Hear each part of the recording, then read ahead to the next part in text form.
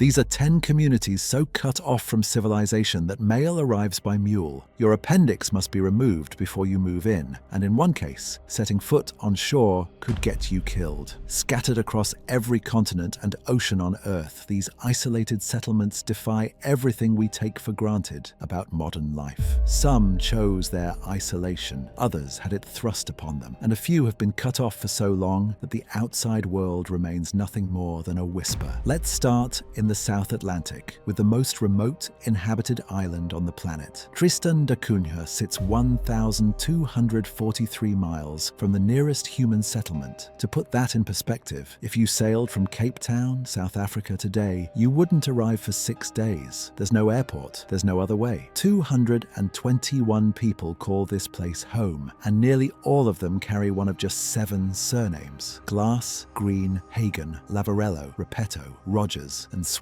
Britain grabbed the island in 1816 specifically to prevent anyone from using it as a base to free Napoleon from nearby St. Helena. During World War II, the Royal Navy secretly operated it as a signals intelligence station to monitor German U-boats, giving it the code name HMS Atlantic Isle. In 1961, a volcanic eruption forced every single person to evacuate to England. The British government figured the move was permanent. The islanders had other ideas. By 1963, they were back, and in September 2024, Starlink satellite internet finally reached this tiny volcanic rock, connecting it to the digital world for the first time at modern speeds. Now travel east across the globe to the South Pacific, where Pitcairn Island holds the distinction of being the smallest populated jurisdiction on Earth. Just 2 miles long and 1 mile wide, it houses roughly 35 permanent residents. Every single one descends from 9 British mutineers who seized HMS Bounty in 1789 and 12 Tahitian women who joined them. After the mutiny, Fletcher Christian and his companions torched the ship in Pitcairn's Bay and disappeared from history for nearly 2 decades. It wasn't until 1808 that an American whaling vessel stumbled upon the island and discovered a small English-speaking community that nobody knew existed. There's still no airstrip. Getting there demands a 4-day boat ride from Tahiti. Pitcairn was also one of the first places on Earth to grant women the right to vote, way back in 1838. The residents speak Pitcairn, a Creole language that blends 18th century English with Tahitian. As the government's own website admits, it's not a place to get rich, and life there is physically demanding and emotionally challenging.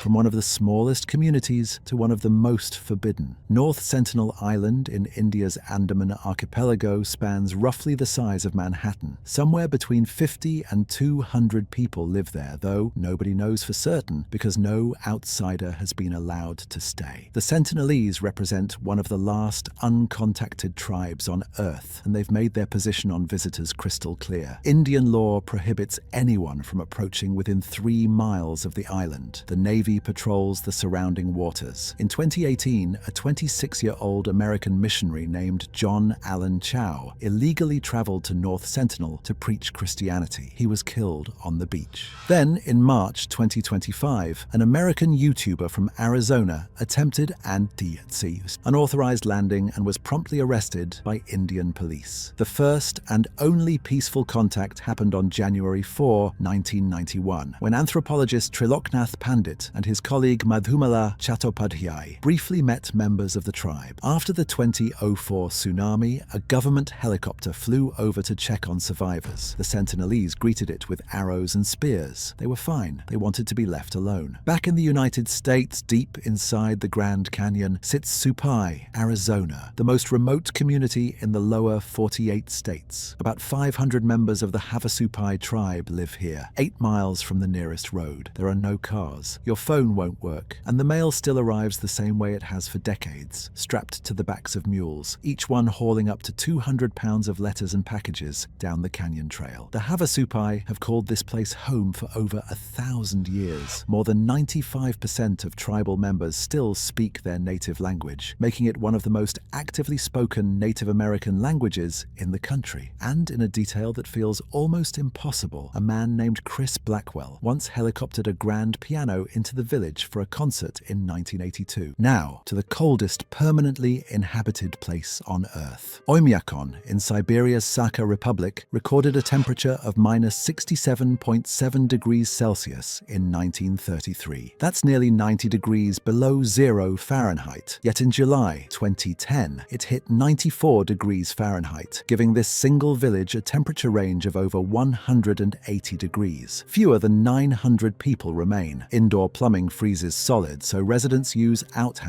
Cars are either garaged with heaters or simply left running all night, and even then a frozen drive shaft might require a flamethrower to fix. Schools only close when it drops below -58 Fahrenheit. The diet consists almost entirely of meat because nothing grows in permanently frozen ground. At the end of winter, residents celebrate the Cold Pole Festival with reindeer races, dog sledding, and ice fishing. On Greenland's remote east coast, Ittoqqortoormiit houses 452 people surrounded by the largest national park in the world and the largest fjord system on the planet. For 9 months of the year, sea ice blocks all access. Getting there requires flying to Iceland, then transferring by helicopter, boat, or snowmobile for the final 40 kilometers. The town has a pub that opens once a week, a supermarket stocked with freeze-dried food, and a small souvenir shop. Climate change is now thinning the ice that residents depend on for hunting, threatening a way of life that began when 80 Inuit settlers arrived in 1925. At the bottom of the world, Villa Las Estrellas stands as one of only 2 civilian settlements in all of Antarctica. 80 people endure the winter in 14 small homes, alongside a school, a post office, a bank, a gym, and a medical clinic. Before moving there, every resident, including children, must have their appendix removed. The nearest major city lies over 1,000 kilometers away, and weather regularly makes flights impossible. The first Chilean citizen born in Antarctica arrived here in November 1984. In the Australian outback, Kuba Pedy solved an impossible climate problem by going underground. When surface temperatures climb past 125 degrees Fahrenheit, roughly half the population retreats into homes carved directly into hillsides, where temperatures hold steady between 19 and 25 degrees Celsius year-round. The town exists because of opals, first discovered here in 1915. It's become one of the most culturally diverse small towns in Australia, with residents from Sri Lanka, Greece, Croatia, Serbia, and Hungary. Its first tree was made from scrap iron, and yes, parts of Mad Max were filmed here. Easter Island, or Rapa Nui, sits 2,182 miles from the Chilean coast. Nearly 900 giant stone moai dot the landscape, carved by the ancestors of today's Rapa Nui people. In 1862, Peruvian slave raiders captured roughly half the island's population. When survivors were eventually returned, they brought smallpox, devastating those who remained. And finally, Palmerston Island. 25 people live on this tiny Cook Islands atoll, and every single one shares the same surname. They're all descendants of William Masters, a British explorer who arrived in 1883 with 2 Polynesian wives and eventually fathered 23 children. A supply ship visits twice a year. Every afternoon at 4, the entire island plays volleyball together, except on Sundays, because as one resident told the BBC, the only thing they like better than volleyball is church. These 10 communities remind us that isolation isn't just a geographic condition, it's a choice, a challenge, and for some, an identity worth defending with arrows.